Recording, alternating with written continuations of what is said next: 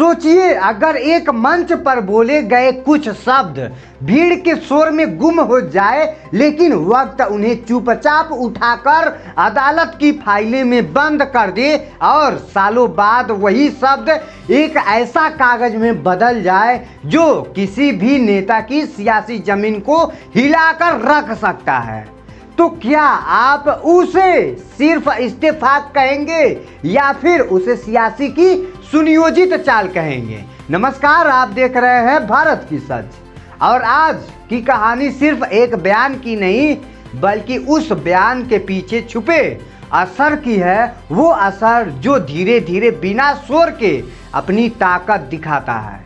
जी हाँ, कहानी शुरू होती है 2019 के उस दौर से जब देश में चुनावी गर्मी अपने चरम पर थी। हर मंच पर भीड़ उमड़ रही थी। हर नेता अपनी बात को सबसे अलग और सबसे तेज बनाने की कोशिश में था। और उसी दौर में एक नया नाम बार बार सुर्खियों में आ रहा था, वह था ओम प्रकाश राजभर का। जी हाँ, एक ऐसा चेहरा जो अपनी बेकाबी के लिए जाना जाता था, जो बिना लाग लपेट के बोलते थे और शायद यही उनकी सबसे बड़ी ताकत भी थी। और सबसे बड़ी खतरा भी उस दिन भी मंच में था, माइक हाथ में था और सामने जोश से भरी भीड़। शब्द निकले थे तेज, तीखे और सीधे दिल पर वार करने वाले। लेकिन आरोप है कि उन शब्दों ने एक ऐसी रेखा पार कर दी जो कानून की नज़र में खतरनाक मानी जा रही थी। कहा गया कि उस भाषण में विरोधियों के खिलाफ ऐसी भाषा का इस्तेमाल हुआ जो सिर्फ राजनीतिक नहीं बल्कि भड़काऊ भी था। ऐसी बातों जो माहौल को गर्म कर सकती थी, भीड़ को उकसा सकती थी। और शायद यही वो पल था जब एक भाषण एक केस में बदलने की शुरुआत कर चुका था। लेकिन उस वक्त किसी ने इस पर ज्यादा ध्यान नहीं दिया। भीड़ अपने घर लौट गई, चुनाव खत्म हो गए, नतीजे आ गए और सियासत अपनी रफ्तार से आगे बढ़ती गई। गठबंधन बने, टूटे, नए समीकरण बने, पुराने रिश्ते बदले, लेकिन वो बयान कहीं नहीं गया। वो चुपचाप कागजात में दर्ज हो गए। लेकिन आचार संहिता उल्लंघन, आपत्तिजनक भाषा और फिर कानूनी प्रक्रिया की शुरुआत, नोटिस भेजे गए, जवाब मांगा गया और यहाँ से शुरू हुआ तारीख का सिलसिला। एक तारीख, फिर दूसरी तारीख, फिर तीसरी तारीख। लेकिन हर बार कुछ न कुछ ऐसा हुआ कि मामला आगे बढ़ता रहा लेकिन खत्म नहीं हुआ। और यही वो हिस्सा है जहां कहानी और दिलचस्प हो जाती है, क्योंकि सियासत में टाइमिंग सिर्फ चुनाव की नहीं होती, केस की भी होती है। इसी बीच सियासी पटल पर भी बदलाव आने लगे। जो कभी एक तरफ थे वो दूसरी तरफ दिखने लगे। जो कल तक विरोधी में थे आज साथ खड़े होने नजर आने लगे। और यही से सवाल उठना शुरू हो गया कि ये सिर्फ संयोग नहीं है या फिर ये हर चीज का एक तय मास्टर प्लान के तहत आगे बढ़ रही है। बताया जा रहा है कि उस दौर में जब राजनीतिक रिश्ते बदल रहे थे, उसी समय ये पुराना मामला भी अचानक तेजी से आगे बढ़ने लगा, जैसे किसी ने पुरानी फाइलें को फिर से खोल दिया हो और उस पर जमी धूल हटा दियो।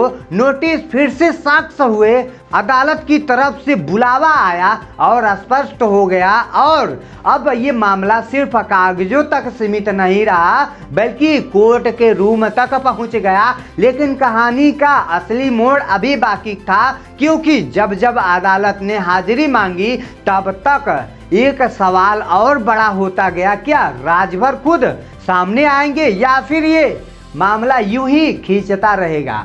और फिर एक दिन ऐसा फैसला आता है जो पूरे घटनाक्रम को बदलकर रख देता है। जी हाँ, मऊ की एमपी एमएलए कोर्ट एक ऐसा कदम उठाती है जो सीधे सुर्खियों में आ जाता है।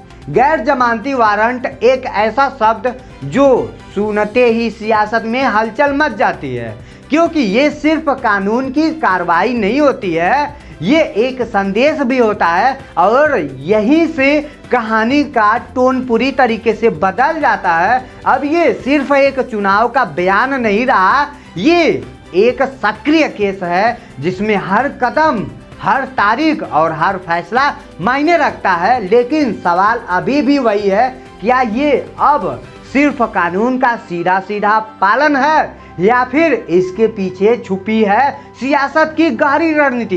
क्योंकि जिस वक्त ये वारंट जारी होता है उसी वक्त राजनीतिक गलियारों में हलचल तेज हो जाती दिखती है, बयान आने लगते हैं, प्रक्रियाएं शुरू हो जाती है और हर कोई अपने अपने तरीकों से इस घटना को देखने लगता है। कोई इसे कानून की जीत बता रहा है तो कोई इसे राजनीतिक दबाव का नतीजा भी बता रहा है। इसी बहस के बीच एक और दिलचस्प बात सामने आती है।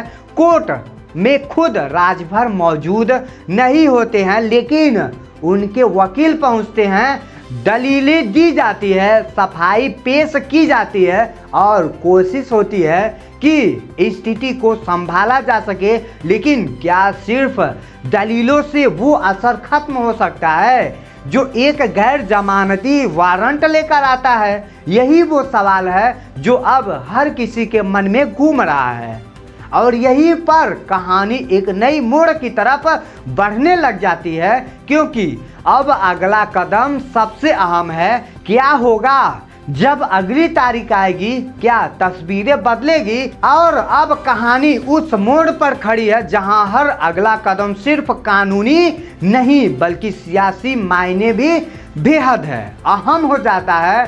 सोचिए, एक तरफ अदालत का सख्त रूप और तो वहीं पर दूसरी तरफ सियासत की बदलती चालें। ऐसे में कोई भी फैसला सिर्फ एक व्यक्ति तक सीमित नहीं रहता है, उसका असर दूर दूर तक पहुंच जाता है। अब सबकी नज़र है अगली तारीख पर, वो तारीख जो तय करेगी कि ये मामला किस दिशा में जाएगा। क्या ओम प्रकाश राजभर खुद अदालत में पेश होंगे?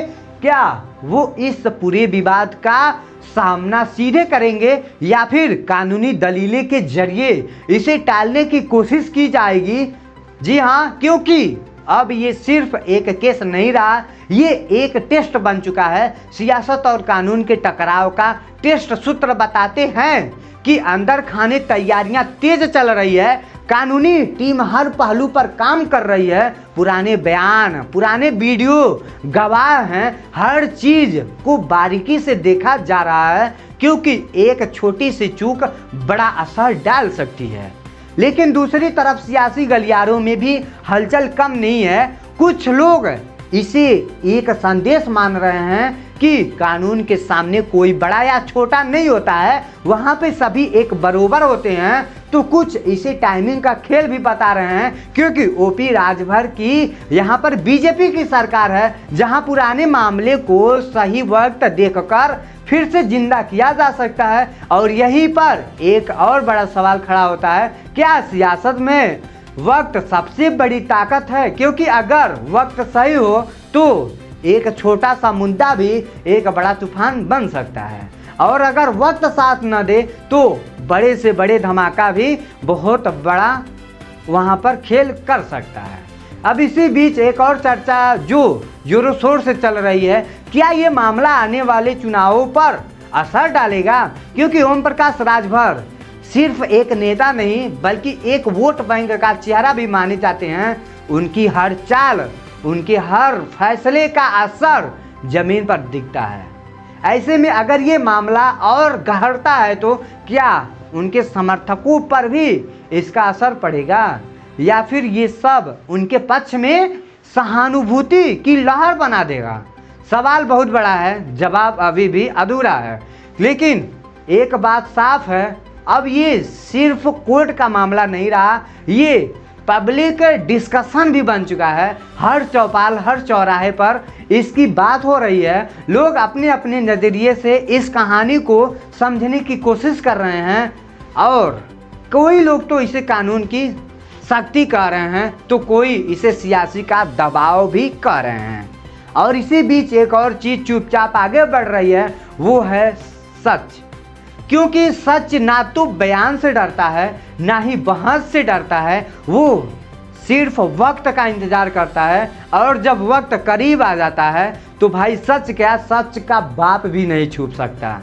जैसे जैसे तारीख नज़दीक आती है वैसे वैसे इस कहानी का सस्पेंस और गहरता जाएगा। हर नई अपडेट एक नया सवाल बन करके उभरता है और हर सवाल इस केस को और पेचीदा बना देता है। लेकिन अंत में फैसला तो अदालत को ही करना पड़ेगा, क्योंकि वही तय करेगी कि 2019 में बोले गए वो शब्द सिर्फ चुनावी जोश थे या फिर चुनाव की नज़र में एक अपराध। और जब वो फैसला आएगा तब सिर्फ एक केस का अंत नहीं होगा बल्कि एक बड़ी बहस का भी जवाब मिलेगा। क्योंकि सियासत में बयान देना आसान होता है, लेकिन उन बयानों का हिसाब देना हमेशा आसान नहीं होता। और यही इस पूरी कहानी का सबसे बड़ा सच है। सियासत में बोले गए शब्द हवा में उड़कर गायब नहीं होते हैं, वह कहीं भी रुक जाते हैं और दर्ज हो जाते हैं। और जब वक्त बदलता है तो वही शब्द वापस लौटते हुए नजर आते हैं, तो कभी सवाल बनकर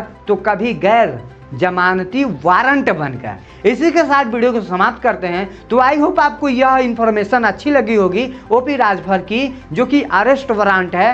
तो इसी के साथ वीडियो को समाप्त करते हैं। जय हिंद, जय भारत।